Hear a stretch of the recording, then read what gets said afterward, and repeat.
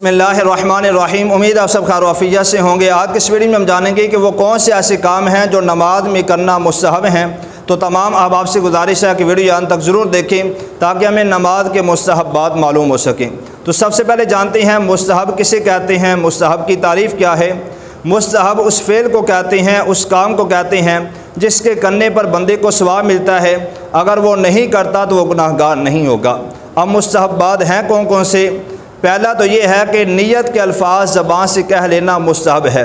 دل میں نیت موجود تھی، اللہ اکبر کہہ کے نماز شروع کر لی، نماز پھر بھی شروع ہو جائے گی، لیکن نیت کے الفاظ زبان سے دہرا لینا یہ مستحب ہے۔ اگر دل میں نیت نہیں تھی، زبان سے بھی الفاظ نہیں دہرائے، اب نماز شروع کی تو نماز شروع نہیں ہوگی۔ نیت کے الفاظ دل میں ہونا ضروری ہیں، زبان سے نیت کے الفاظ دہرا لینا یہ مستحب ہے۔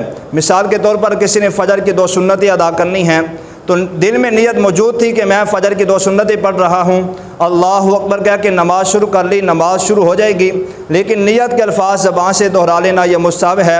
یعنی 2 رکعت نماز سنت، وقت نماز فجر، منہ طرف قبلہ شریف، اللہ اکبر یہ کہہ لینا مستحب ہے۔ اب جب نماز میں کھڑے ہونا ہے، پاؤں کے درمیان کا جو فاصلہ ہے، مستحب یہ ہے کہ زیادہ سے زیادہ 1 بارش اور کم سے کم 4 انگل کا فاصلہ پاؤں کے درمیان ہونا چاہیے، یہ مستحب ہے، اور پاؤں کا رخ قبلے کی طرف ہونا چاہیے۔ اسی طرح جب نماز پڑھنے لگیں تو قیام کی حالت میں نظر جو ہے یہ سجدے پر ہونی چاہیے، اور جب رکوع میں جائیں تو رکوع کی حالت میں نظر جو ہے یہ پاؤں پر ہونی چاہیے۔ جب سجدہ کرنا ہے تو سجدے کی حالت میں نظر ناک پر ہونی چاہیے۔ جب تشہد پہ بیٹھیں گے تو تشہد کی حالت میں نظر جو ہے یہ جھولی میں ہونی چاہیے۔ یہ کام مستحب ہیں۔ اسی طرح جب سلام پھیریں گے تو سلام جب پھیرنا ہے دائیں طرف، تو دائیں طرف جب سلام پھیرنا ہے تو دائیں کندھے کو دیکھنا یہ مستحب ہے۔ جب بائیں طرف سلام پھیریں گے تو بائیں کندھے کو دیکھنا یہ مستحب ہے۔ بعض لوگ کیا کرتے ہیں، جب دائیں طرف سلام پھیرتے ہیں تو پیچھے کو دیکھتے ہیں کہ پیچھے نمازی کتنی ہیں، یا جو ہے پیچھے صفیں کتنی ہیں، یہ درست طریقہ نہیں ہے۔ جب دائیں طرف سلام پھیرنا ہے تو دائیں کندھے کو دیکھنا مستحب ہے۔ اسی طرح جب بائیں طرف سلام پھیریں گے تو بائیں کندھے کو دیکھنا مستحب ہے۔ اور اسی طرح جب کوئی اکیلا نماز پڑھ رہا ہو تو رکوع کی جب تسبیح پڑھنی ہے تو 5 بار تسبیح پڑھنا مستحب ہے۔ 5 بار یا 7 بار یا 9 بار طاق عدد میں تسبیح پڑھنا مستحب ہے۔ 3 مرتبہ تسبیح پڑھنا سنت ہے۔ اسی طرح جب سجدے میں جائیں گے تو سجدے میں بھی 5 بار 7 بار یا 9 بار تسبیح پڑھنا یہ مستحب امر ہے۔ اسی طرح جب کوئی نماز پڑھ رہا ہو اور نماز کی حالت میں اسے کھانسی آئے تو مستحب یہ ہے کہ کھانسی کو روکا جائے، اگر نہیں رکتی تو پھر بھی کوئی حرج نہیں ہے، نماز ہو جائے گی، نماز نہیں ٹوٹے گی۔ اسی طرح اگر نماز کی حالت میں جماہی آتی ہے تو جماہی کو روکنا بھی مستحب ہے، اگر نہیں رکتی تو اس میں بھی کوئی حرج نہیں ہے۔ اب اگر قیام کی حالت میں ہے، جماہی آئی ہے، تو اس کا طریقہ یہ ہے کہ دائیں ہاتھ کی پشت جو ہے یہ منہ پہ رکھی جائے۔ اسی طرح غیر قیام کی حالت میں، نماز کی حالت میں اگر جماہی آتی ہے، قیام میں نہیں ہے، تو پھر اس صورت میں جماہی کو روکنے کا طریقہ یہ ہے کہ بائیں ہاتھ کی پشت منہ کے آگے رکھ لی جائے۔ اور سب سے بہتر طریقہ یہ ہے کہ بندے کو جب جماہی آئے تو بندہ خیال کرے کہ انبیاء اکرام علیہم السلام کو جماہی نہیں آتی تھی، تو اس صورت میں اس کی جماہی رک جائے گی۔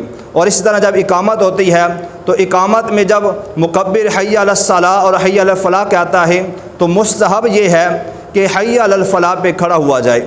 جب تکبیر کہنے والا، نماز سے پہلے جو تکبیر کہی جاتی ہے، اقامت کہی جاتی ہے، اللہ اکبر اللہ اکبر، اشہد ان لا الہ الا اللہ، اشہد ان لا الہ الا اللہ، اشہد ان محمد الرسول اللہ، اشہد ان محمد الرسول اللہ، حی علی الصلاۃ حی علی الصلاۃ۔ اب جب حی علی الفلاح اقامت کہنے والا کہے گا حی علی الفلاح تو مستحب یہ ہے کہ اس وقت کھڑے ہوں۔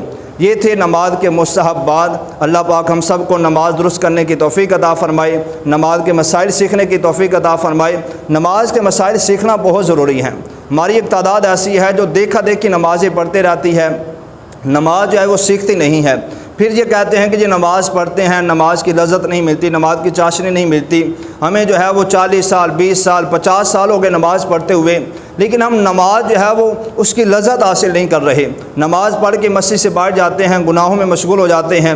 اب دل میں ہو سکتا ہے سوال بھی پیدا ہوتا ہو کہ جی نماز تو پڑھتا ہوں اور سنا بھی ہے، پڑھا بھی ہے کہ جی نماز بے حیائی اور برے کاموں سے روکتی ہے، لیکن مجھے عرصہ ہو گیا ہے میں نماز پڑھ رہا ہوں لیکن میں گناہوں سے باز کیوں نہیں آ رہا؟ تو اس پر ہمیں خود غور کرنا ہوگا، کیا جس طرح نماز پڑھنے کا حق ہے میں اس طرح پڑھ بھی رہا ہوں کہ نہیں پڑھ رہا؟ جس طرح رکوع و سجود ادا کرنے کا حق ہے میں اس طرح کر بھی رہا ہوں کہ نہیں کر رہا؟ جب ہم نماز کو صحیح طریقے سے ادا ہی نہیں کر رہے، نماز کو صحیح طریقے سے پڑھ ہی نہیں رہے، تو ہمیں نماز کی لذت، نماز کی چاشنی کیسے نصیب ہوگی؟ جس طرح حضور اکرم صلی اللہ تعالیٰ علیہ وسلم نے فرمایا کہ اللہ تبارک و تعالیٰ بندے کی اس نماز کی طرف نظر ہی نہیں فرماتا جو رکوع اور سجود صحیح طریقے سے ادا نہیں کرتا۔ اس طرح حضور علیہ السلام نے فرمایا کہ آدمی 60 سال تک نماز پڑھتا رہتا ہے، اس کی کوئی بھی نماز رب کی بارگاہ میں قبول نہیں ہوتی۔ پوچھا گیا یا رسول اللہ صلی اللہ علیہ وسلم وہ کیوں؟ تو حضور علیہ السلام نے فرمایا اس لیے کہ وہ رکوع اور سجود صحیح طریقے سے ادا نہیں کرتا۔ تو جب ہم نماز کے مسائل سیکھیں گے نہیں تو ہمیں نماز کی لذت، نماز کی چاشنی کیسے نصیب ہوگی؟